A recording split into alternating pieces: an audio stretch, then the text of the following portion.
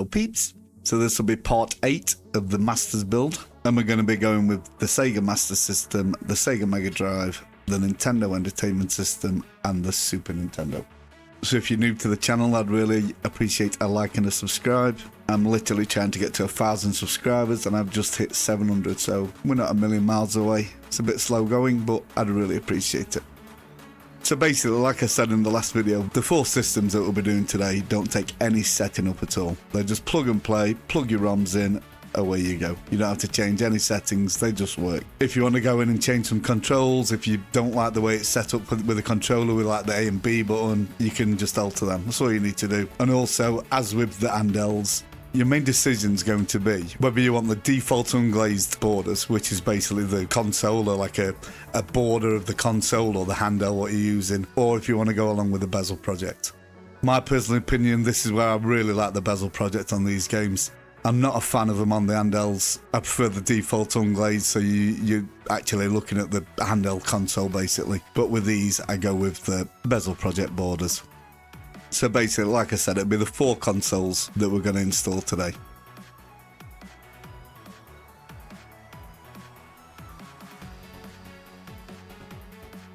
To make it easier to see in the menus, I put all the other systems have gone into a temp folder. So if we go into the Retrobat folder, go down to ROMs, you can see I've just got the ones. In the temp here, I've got every other system that I put on up to yet. So we've got the Master System, the Megadrive or Genesis, the NES or Nintendo Entertainment System, and the SNES, which is obviously the Super Nintendo. I've already put the games in. I'm not going to basically show you in every video how to put games in. You only need to see it once, to be fair. So my main decision were basically, same with the Xbox, GameCube, PlayStation 2 titles. You're going to get a lot of repeat titles. A lot of the Super Nintendo games will be on the Sega Genesis or Mega Drive. Not so many of the Master System and NES games will be the same. There is quite a lot in there that are the same. But basically, I was in 2 minds whether to delete certain Super Nintendo games. My idea was what I was going to do, because the Genesis collection is a lot bigger than the Super Nintendo collection. Every repeat game, I was going to delete it off the Genesis. And basically, even though the Genesis had a bigger, more powerful graphics chip, it was basically the more powerful console. The Super Nintendo basically won hands down in most people's views. I personally was a massive Nintendo fanboy. There was always the console that I brought before the Segas. I had the Super Nintendo before the Genesis. I had the NES before the Master System. I had them all, but it was always the Nintendo, which I preferred, and I preferred the games on them. But basically, in the end, what I decided was, when you look at the size, these 4 consoles combined are less than 14 gigabyte, and that's with all the artwork and everything. So some of the games, like as you can see in the background here, the Three Ninjas Kickback games is on the Sega Genesis and it's on the Super Nintendo. I've loaded it on both consoles. There's not a great deal of a difference, to be fair. The gameplay is slightly different on both consoles, and I found that on quite a bit. Even though they're the same titles, the games slightly differ. Not just in graphics, but in the actual game itself, it's slightly different. So I decided in the end, I'm just going to keep all the games on, because you're never going to please everybody, and I didn't want to delete them when they are slightly different. You're going to get people like me who are basically a massive Nintendo fan who wants all the Super Nintendo games, and also you're going to get people who is a Sega fan who's going to just want them on the Mega Drive. So I decided to leave them all on. So just for reference, I'm going to show you what I mean. I'm going to show you a game on the Super Nintendo. I'm going to show you a game on the Mega Drive. And that game will be Alien Free. I'm not going to leave the sound on this because, like a numpty when I was recording, I left my microphone on so it picked up everything I was doing in the background. It sounds really tinny. But I'm going to show you the difference in graphics and the fact that it's actually a different game. It's on all 4 consoles, and each one is slightly different. So firstly, I'll show you the Mega Drive version. And as you can see, I'm using the bezel project borders. Now, what I tended to find as well when I did look at the different games, the Super Nintendo actually had a better sound chip, I believe. The repeat games always seem to sound better on the Super Nintendo, with what I've seen. So now on the Super Nintendo, you can see it's totally different. And if I was going to play one of the other, it would be the Super Nintendo. I'm not just saying that because I'm a Nintendo fan, that it looks the better version of it, to be fair.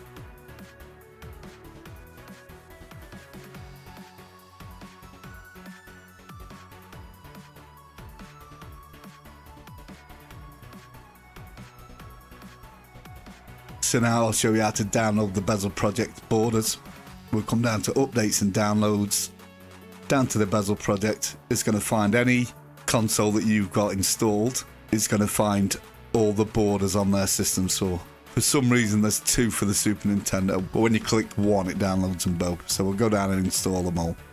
Now I'm not going to go through and show this over and over again like I did in the last video. I'm just going to show it once. So basically I'll go in and show you how to change the borders. Then I'm going to show you the 4 different consoles with the borders on or the bezel project. And also on these 4 systems, I'm going to change the ratio to 4:3 so they work better with the bezels. I noticed on certain bezels, if you leave it set on auto, it cuts a little tiny bit of the screen off. So if you press your back button, go down to Advanced System Options, we're going to go down to the game aspect ratio there. You're going to change that to 4:3. I won't do it on the video, I've done it off the video. But if we come down, we're going to change it to default unglazed, which is basically the Nintendo Entertainment System borders first, and then I'm going to go in there, go down, change it to the bezel project, and I'm going to do it on all 4 consoles, but I'm only going to show it this one time. And again, when I recorded this, I left the microphone on, so I will not be playing the sound. So that is the default unglazed of the Nintendo Entertainment System. I don't think you go wrong with either. I think it looks really well, to be fair, as it is. And then we'll flick to the bezel project. Again, this is my preference. I love the custom borders. I think they've done a really good job of them. Moving on to Super Nintendo. This is obviously the default unglazed. And then to the bezel project.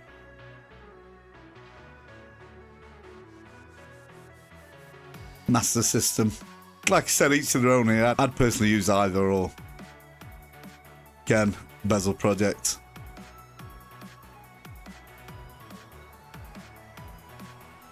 Finally, the Genesis stroke Megadrive. I've used the same game as I did on Super Nintendo, so you can basically see it's very similar, but there is some slight differences on it. And the bezel project with the custom borders. So basically, like I said, I've done no other setting up. I've altered nothing in the menus. You don't need to. These games just play as they are. So now I'm going to show you a little bit of gameplay from all 4 consoles. Mostly being a collection of my favourite games from each console.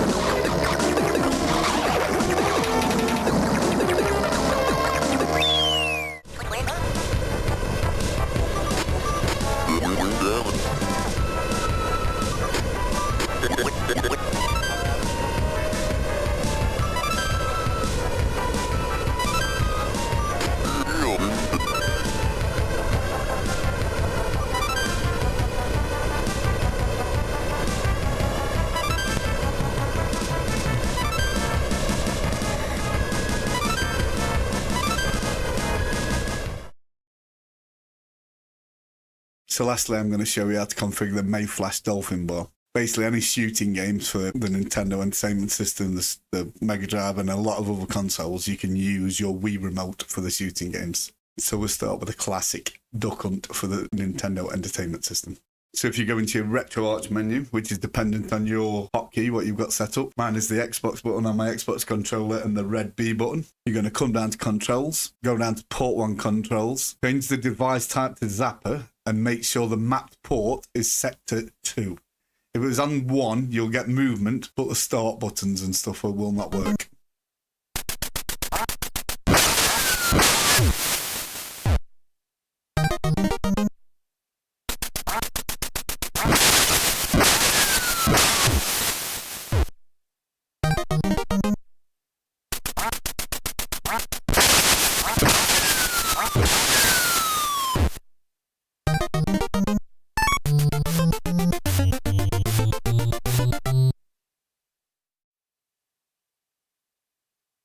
So moving on to marksman shooting on the Sega Master System.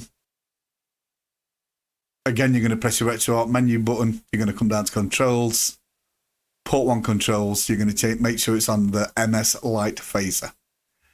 Now, when I go back to the game, you'll notice that the controls are working, but there's no crosshair.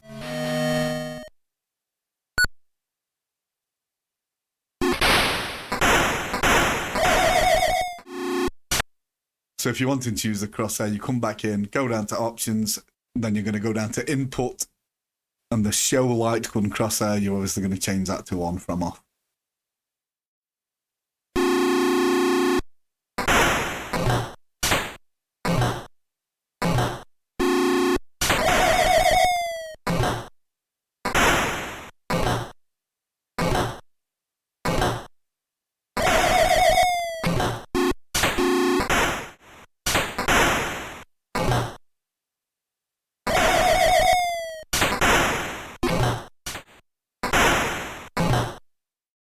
So it's as easy as that.